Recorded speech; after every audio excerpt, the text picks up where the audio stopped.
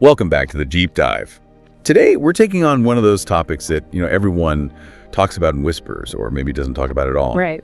And that is breastosis, or what most of us just call sagging. Mm-hmm. It's usually framed as a cosmetic issue, but what's really fascinating when you look at the science is that it's actually a structural engineering problem. It's all about physics and biology. Yeah, and it's so important we address this head on because, as our sources really show, the whole process is widely misunderstood. How so? Well, people tend to assume it's a failure of muscle. Right. Something you could have prevented with enough push-ups, or they just think it's an inevitable part of getting older. The reality is just, it's so much more subtle and a lot more complex. And that really gets to our mission for today.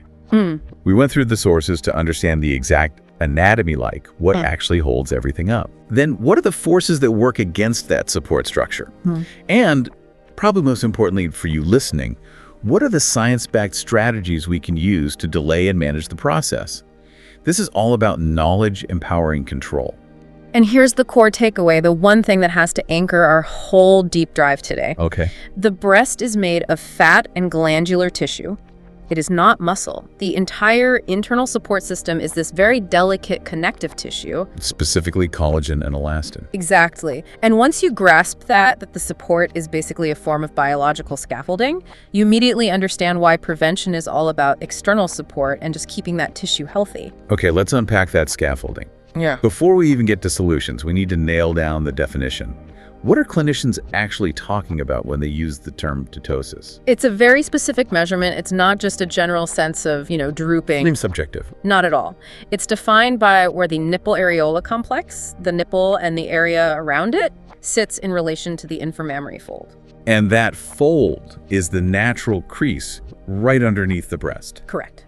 That fold is the benchmark, the 0 point, if you will. I really appreciate that clarity. Yeah. So if you're talking to a doctor, how is this standardized? What are the actual grades of descent? There's a standard scale, which really helps guide the conversation and any potential treatment. So grade first, that's mild cramptosis. Right. That's where the nipple is positioned right at the level of that fold.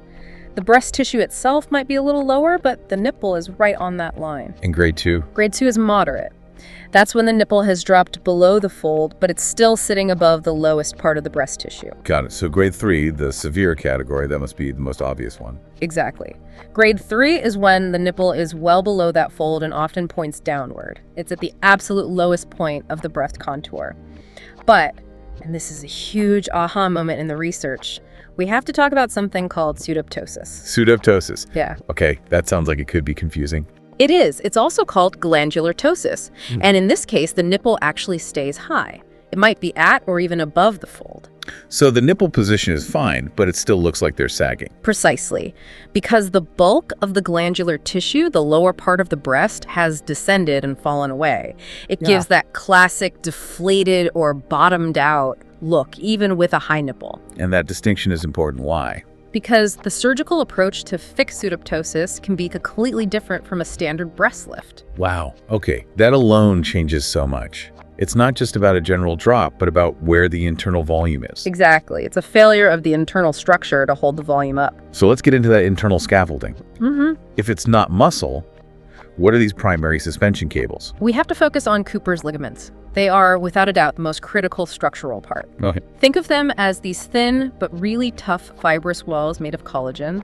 They start deep in the chest fascia, then they weave all through the fat and glandular tissue, and then they attach right to the inside of the skin. So they're literally like guy wires, designed to hold everything up and maintain the shape against gravity. That's the perfect way to describe it. They are the internal suspension system. And when these ligaments get stressed over and over, they stretch. And they don't snap back. They don't. They're collagen, not elastic. Once they're elongated, they stay that way and the tissue mass drops. So beyond the ligaments, we have the tissue itself and then the skin. Right. You've got the functional glandular tissue, the adipose tissue, the fat, and then you have the skin envelope, the container. The external containment system. Exactly. And its strength, its resilience is all about the quality and density of its own collagen and elastin fibers. If those fibers get degraded, that container gets loose. It can't support the weight inside, even if the ligaments are still holding on. So ptosis is really a twin failure. It's a twin failure. The ligaments stretching on the inside and the skin losing its tightness on the outside. That makes perfect sense. Okay, now we know what's holding everything up. Let's talk about the forces working against it. We can split them into two camps, right? The inevitable things we can't stop, and then the factors we can actually influence. Right. Gravity and time are the non-negotiable ones. But the factors we can modify, those are what determine the rate of change. So let's start with the inevitable. Number one has to be aging. Without a doubt. But what does aging mean mechanically for the breast structure itself? Mechanically, it's a two-pronged attack, really.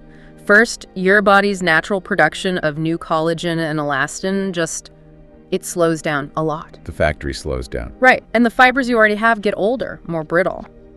But second, for anyone who goes through menopause, the hormonal shifts are massive. The functional glandular tissue often involutes, it shrinks, and it gets replaced by much softer, less supportive fatty tissue. Hold on, let's pause right there. That's a huge insight. You're saying the firm structured tissue gets replaced by fat. Precisely. You are fundamentally swapping out a firm, structured component, part of the scaffolding, for a soft, amorphous component that has basically zero load-bearing ability. And that would dramatically accelerate any descent. It does. It's a total loss of internal volume support, even if the ligaments have only stretched a little bit. And all the while this is happening, you have the constant of gravity. Gravity is relentless. It is a continuous downward pull. So this means larger, heavier breasts just naturally experience a greater gravitational load. So the Cooper's ligaments stretch faster. It's pure physics. More weight means those suspension cables stretch out faster over the decades. But this timeline seems so different for everyone. Is that where genetics comes in? Absolutely. Genetics basically sets your starting point, your intrinsic susceptibility. Your DNA determines your natural collagen production, the quality of your elastin, your breast density, your initial size. All of that dictates how quickly these processes will start to show. So some people just get a longer buffer against gravity, genetically speaking. Exactly. They're blessed with more resilient skin and connective tissue from the get-go. Okay, well, let's pivot to the modifiable factors. This is where we all get some agency back. And the research is, it is crystal clear about the damage from weight fluctuations. This is one of the most destructive factors we saw in the sources. Significant, and this is the key, repeated changes in body weight are just devastating. Why repeated? Because when you gain weight, the skin and the ligaments have to stretch to accommodate that new volume. And when you lose the weight, the envelope has been permanently stretched out. Correct. The skin and those collagen fibers have been pushed past their point of elastic return. When the fat disappears, the skin just can't shrink back all the way. It creates that loose, kind of empty look. Yes, exactly. Like a balloon that was overinflated and then you let some of the air out. That's why avoiding that yo-yo dieting cycle is so important for tissue health. We have to clear up the misconception about pregnancy and lactation now. So many people blame breastfeeding. And the research makes a really vital distinction here. The damage happens during pregnancy. It's driven by hormonal expansion. It is not the act of breastfeeding itself. Okay, so it's the hormones. It's the hormones. Prolactin, estrogen, they cause the milk ducts and glands to swell up and fast. It's that rapid, massive increase in volume that stretches the skin and the ligaments. So a lot of the stretching is done before the baby even arrives. Yes, for the most part. Then, after weaning, the tissue shrinks back down, that's the involution, and you're left with the stretched skin and the elongated ligaments. So what are the real predictors then? The studies are very consistent. It's the number of pregnancies, your initial breast size, and whether you smoke. Those are far more significant factors than whether or not you actually breastfeed. Let's talk about those detrimental habits then. The things that actively break down the support system. What are the big chemical culprits? Number one, by a long shot, is smoking. Nicotine is a powerful vasoconstrictor. So it reduces blood flow. It does, which means less oxygen and fewer nutrients get to your skin cells.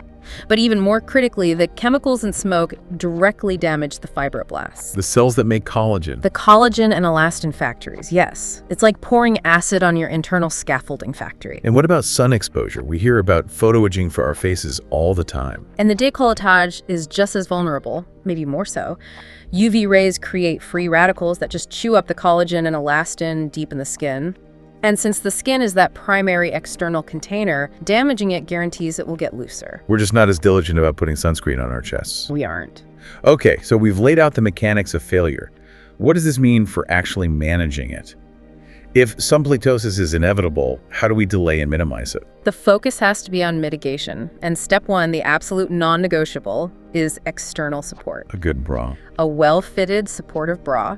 It counteracts gravity throughout the day.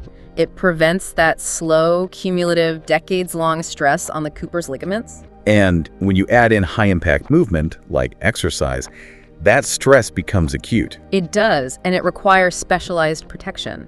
A high-impact sports bra is mandatory, not optional. Research shows that during running, breast tissue can move vertically, the height of a tennis ball. Wow. That repeated cyclical force is what tears and permanently stretches those delicate ligaments.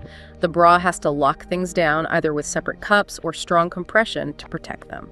Beyond support, let's talk about stability again. We know weight fluctuations are bad. So maintaining a stable weight Preserves the integrity of the envelope. It's that simple. Yep. By staying at a stable, healthy weight, you prevent that expansion-contraction cycle that causes the skin and ligaments to fail. And what about diet? The building blocks for resilient tissue. You have to think of your diet as the supply chain for your collagen factory. I like that. So you need enough protein, that's the raw material, and then you need the key cofactor, vitamin C. We always forget about vitamin C for structure. We do. But you literally cannot synthesize collagen properly without it. It's essential for assembling the fibers correctly. So it's like the assembly worker on the factory floor. Perfect analogy. You also need antioxidants, vitamins A and E, from things like leafy greens and nuts to protect the collagen you already have from damage. Plus hydration and healthy fats for your skin cells. Okay, what about exercise? Can we build muscle to lift the breast? This is the myth we have to keep busting. You cannot build muscle in the breast tissue itself. Right. The breast sits on top of your pectoral muscles. However, targeted strength training for the pecs, things like chest presses, push-ups, is absolutely recommended for indirect support. Why is that so effective? Because a stronger, thicker pectoral muscle acts as a firmer foundation. It's like building a better pedestal. By increasing that underlying muscle, you push the breast tissue slightly up and out, which improves the contour and gives it a better platform to sit on. And we can't forget the simplest change of all, posture. It's immediate and it's free. Good posture, shoulders back, spine straight, physically holds the tissue in a higher position, and it reduces that constant, passive downward pull. Slouching just encourages it to hang. Okay, let's just wrap up the external protection piece one last time. Sunscreen. It is critical for the chest and décolletage. Daily, broad spectrum, SPF 30 or higher. It prevents photoaging and preserves the skin's elasticity. And to say it again, smoking cessation is the single best thing you can do to stop actively destroying your body's support proteins. Now, for listeners for whom these measures are no longer enough, or who are looking for a more significant correction, the sources do cover some of the more advanced options. Right. The definitive solution is surgical. It's called a mastopexy or a breast lift. And what does that do exactly? The procedure is designed to physically raise the tissue, remove the excess stretched out skin, and reposition the nipple to a more youthful position relative to that inframammary fold. It's a full structural correction. And for those who might want something less invasive, there are minimally invasive options, but they're really for more mild ptosis because they can't remove excess skin. Things like radiofrequency or ultrasound therapies. Thermage, all therapy. Exactly. They use controlled heat to trigger a healing response in the body, which then produces new, tighter collagen. You can get a mild tightening effect from them. What about thread lifts? They seem to be getting more popular. Thread lifts use dissolvable sutures placed under the skin to give a subtle, immediate mechanical lift. They do stimulate some collagen as they dissolve, but the results are very temporary and much less dramatic than surgery. It's a short-term fix for a very minor issue. So to kind of synthesize all this, breastosis is, for most people, inevitable. It's the result of the slow failure of those delicate Cooper's ligaments and the skin losing its elasticity. It's a battle against gravity, time, and biology. But understanding the scaffolding, the actual structure, is what empowers you to manage the rate of that descent. Exactly. So the most effective strategy is really a holistic one. Consistent external support to protect the ligaments from stress, maintaining a stable weight to preserve the skin, and proactive skincare, both inside and out. Right. Feeding that collagen factory and protecting it from the sun. Which leaves us with a provocative thought to end on, one that connects our nutrition discussion right back to this core mechanical failure. Okay, let's hear it. If we know that skin elasticity and the strength of this connective tissue are so key, how might a diet high in sugar, which we know initiates a process called glycation that stiffens and damages collagen fibers all over the body, how might that interact with the inevitable forces of aging and gravity to actually accelerate the process of autosis? Think about that deep connection between what you eat, the resilience of your internal scaffolding, and the ultimate timeline of this entire process.